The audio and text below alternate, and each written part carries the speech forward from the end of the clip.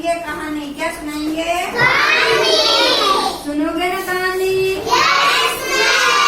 अच्छी सी बच्चों वाली कहानी, और आपको लगेगी अच्छी, जिसमें एक छोटा और मोटा, जो शरीर में क्या होता है? मोटा। अब उसके बारे में आपको सुनाएंगे कहानी। क्या सुनेंगे बेटा? कहानी। तो सभी हैंड क्लोज करके बैठ जाओ जल्दी से।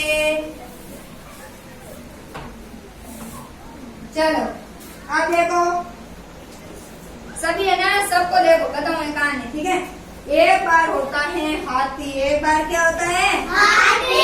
एक बार हाथी, हाथी मतलब बहुत सारे हाथी, और हाथियों का झुंड। एक होता है चूहों का झुंड। एक बार क्या होता है, हाथी होता है ना, वो है ना पानी, तालाब में पानी पीने के लिए जाते हैं।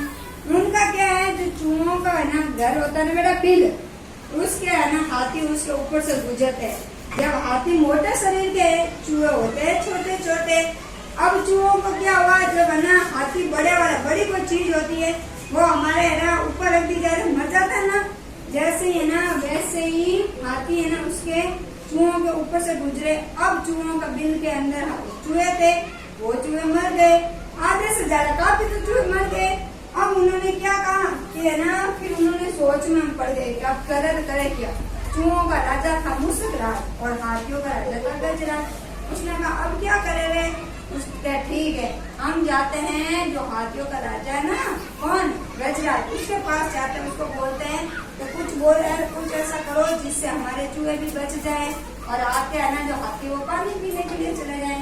ठीक है, उन्होंने कहा चलो ठीक है। वो सभी है ना इकट्ठा होके वहाँ पर गए। किसके पास में बेटा? हाथियों के राजा के पास में, ठीक है। उन्होंने कहा, फिर वो हाथियों के राजा के पास में गए, और चूहों का राजा था ना, उसने हाथ जोड़ा और कहा कि है ना आप मुझे ना ऐसा करो कि आपके जो हाथी हैं वो हमारे चूहों के बिल के ऊपर से गुजरते हैं, तो वो क्या कर जाते हैं, चूहे होते हैं वो मर जाते हैं। तो आप कुछ ऐसा करो कि हमारे है ना कोई दूसरा रास्ता, उस रास्ते से उन हाथियों को बोलो पानी पीने के लिए चले। ठीक है, फिर चलो ठीक है, कोई नहीं, मैं बोल दूंगा। उन्होंने कहा कि चलो। उन्होंने कहा कि आज के बाद में जो हाथी है ना, वो आपके चूहों के बिल के ऊपर से नहीं जाएंगे, और आज से ना आपके चूहे बच जाएंगे, ठीक है। और जब भी आपकी कोई मदद करनी हो, तब है ना वो आपकी मदद भी करेंगे, ठीक है। अब एक बार क्या होता है कि फिर उसके बाद में जो हाथी होता है ना, वो दूसरे रास्ते से पानी पीने के लिए जाते हैं। वो एक दिन क्या होता है कि जोर जोर से हाथी चिल्लाने लग जाता है। आपको पता है क्यों चिल्लाने लगा बेटा? हाथी चिल्लाने क्यों लगे? एकदम से हाथी है ना, जो शिकारी होता है ना, शिकारी, उसने क्या किया ना, पूरा जाल बिछा दिया। अब उसमें से हाथी के जो पैर होते हैं ना, वो उसमें जो बन जाते हैं, यानी रस्सी में बड़ी बड़ी रस्सियां आती हैं, उनको पैर बांध लेते हैं हाथियों के। अब उन्होंने कहा, हाथियों ने कहा कि अब वो क्या करें, वो जोर जोर से चिल्लाने लगे।